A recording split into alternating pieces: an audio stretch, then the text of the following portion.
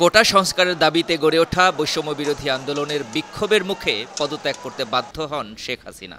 তার ক্ষমতাচ্যুত হওয়ার পেছনে যুক্তরাষ্ট্রের ভূমিকা থাকতে পারে, গণবিক্ষোভের পেছনেও থাকতে পারে মার্কিন প্রশাসনের ভূমিকা। এমন সব জল্পনা ছড়িয়ে পড়ে সোশ্যাল মিডিয়া সহ জাতীয় ও আন্তর্জাতিক গণমাধ্যমে। তবে এসব জল্পনাকে উড়িয়ে দিয়ে এবার মার্কিন যুক্তরাষ্ট্রের ডিপার্টমেন্ট অব স্টেট স্পষ্টভাবে জানিয়ে দিল শেখ হাসিনাকে উৎখাতে যুক্তরাষ্ট্রের কোনো ভূমিকা নেই। এ ধরনের অভিযোগ হাস্যকর। একই সঙ্গে এই ধরনের অভিযোগকে সম্পূর্ণ মিথ্যা বলে উল্লেখ করেছেন মার্কিন পররাষ্ট্র দপ্তরের উপপ্রধান বেদান্ত প্যাটেল। স্থানীয় সময় মঙ্গলবার ওয়াশিংটনে মার্কিন পররাষ্ট্র দপ্তরের নিয়মিত প্রেস ব্রিফিংয়ে এক সাংবাদিক শেখ হাসিনাকে ক্ষমতা থেকে উৎখাতে যুক্তরাষ্ট্রের ভূমিকা সম্পর্কে ওঠা অভিযোগ সম্পর্কে জানতে চান। বাংলাদেশের সাবেক প্রধানমন্ত্রী শেখ হাসিনা মার্কিন যুক্তরাষ্ট্রকে গণবিক্ষোভের আয়োজনের জন্য অভিযুক্ত করেছেন। কয়েক সপ্তাহ ধরে চলা এই গণবিক্ষোভ ও সহিংসতার জেরে তিনি ক্ষমতাচ্যুত হয়েছেন বলে যুক্তরাষ্ট্রকে দায়ী করেছেন।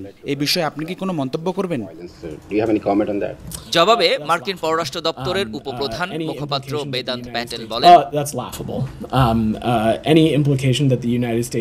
এটা হাস্যকর। শেখ হাসিনার পদত্যাগের সঙ্গে যুক্তরাষ্ট্র জড়িত ছিল এমন কোনো ধারণা একেবারে মিথ্যা। আমরা সাম্প্রতিক সপ্তাহগুলোতে প্রচুর বিভ্রান্তিমূলক খবর দেখেছি এবং আমরা ডিজিটাল ইকোসিস্টেম জুড়ে তথ্যের সত্যতা আরো শক্তিশালী করার জন্য অবিশ্বাস্যভাবে প্রতিশ্রুতিবদ্ধ, বিশেষ করে দক্ষিণ এশিয়ায় আমাদের অংশীদারীদের সাথে। এর আগে প্রধানমন্ত্রীর পদ থেকে শেখ হাসিনাকে ক্ষমতাচ্যুত করার ক্ষেত্রে যুক্তরাষ্ট্রের কোনো ভূমিকা ছিল না বলে জানায় হোয়াইট হাউস। সোমবার নিয়মিত প্রেস ব্রিফিংয়ে বাংলাদেশের প্রধানমন্ত্রী শেখ হাসিনা সরকারের পতনের পেছনে যুক্তরাষ্ট্রের কোনো ভূমিকা ছিল কিনা তা জানতে চাওয়া হয়।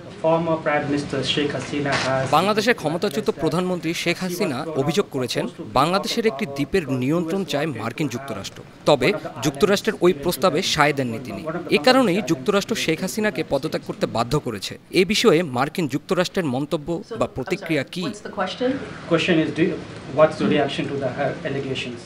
জবাবে হোয়াইট হাউসের মুখপাত্র কারিন জো পিয়েরে এ বিষয়ে যুক্তরাষ্ট্রের অবস্থান তুলে ধরেন।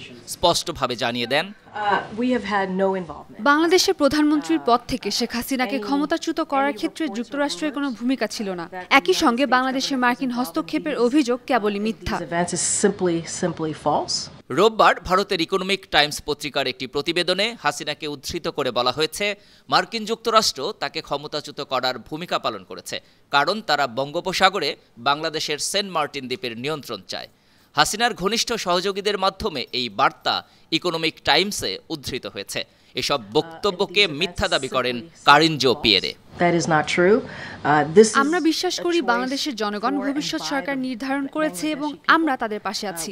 যুক্তরাষ্ট্র সরকার এই ঘটনার সঙ্গে জড়িত ছিল বলে যদি কোনো প্রতিবেদনে বলা হয় বা গুজব ছড়ানো হয় তবে তা নিছক মিথ্যা।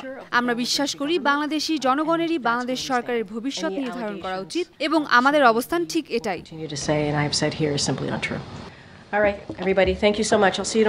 আন্তর্জাতিক ডেস্ক, বায়ান্ন টিভি।